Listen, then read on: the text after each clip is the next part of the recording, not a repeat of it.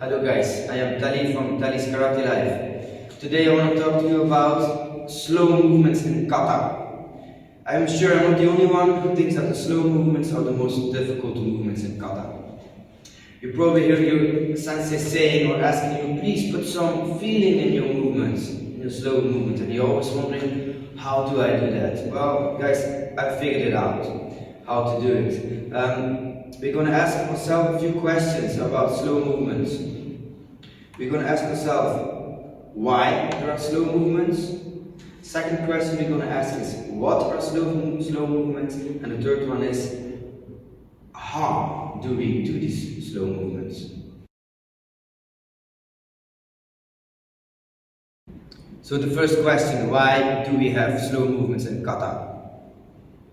You probably heard your senseis ask you, also practice your slow movements fast. Also practice your fast movements slow. So if you have to train them both fast and slow, there is no real reason why in kata there are slow and fast movements, right? Except for aesthetics then, because it looks good.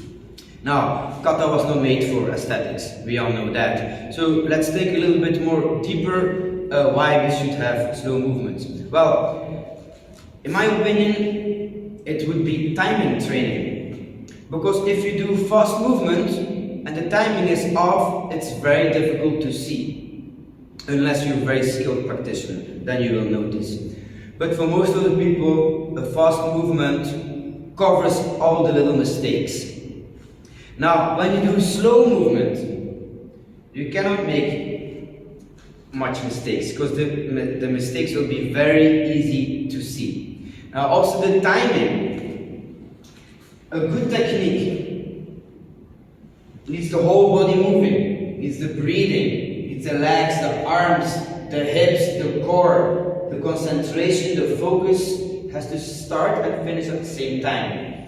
Now, when I would do a chuki, and I give you a bad example, step and punch.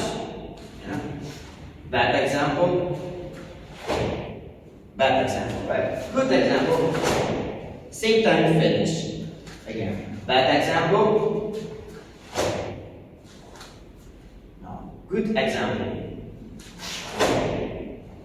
Now, another example. Bad example. Good example.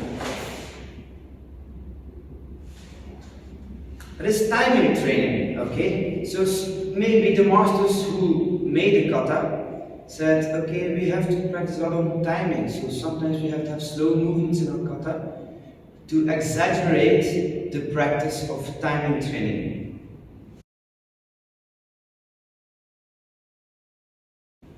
The second question we're going to ask ourselves is, what is a slow movement?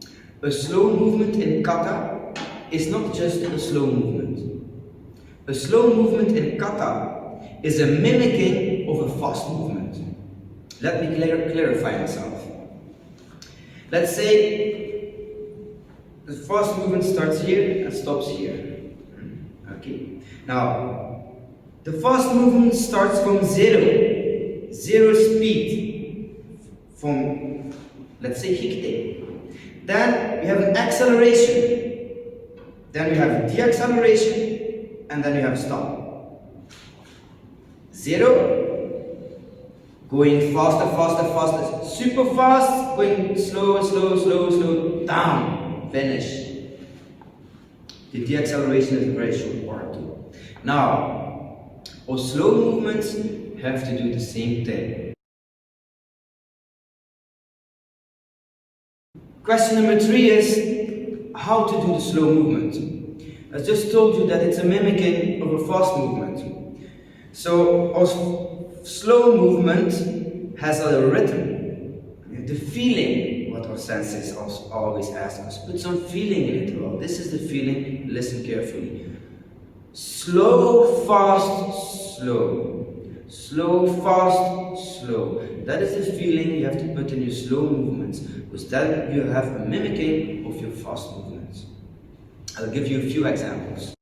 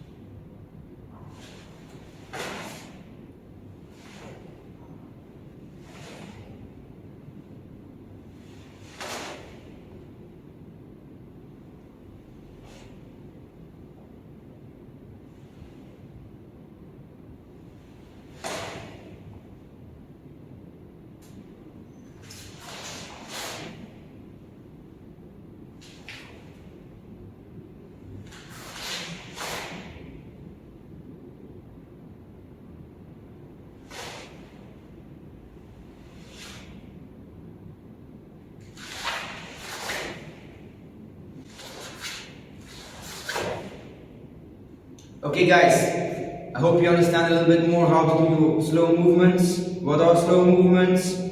Now back to the dojo, practice, put the feeling in these slow movements.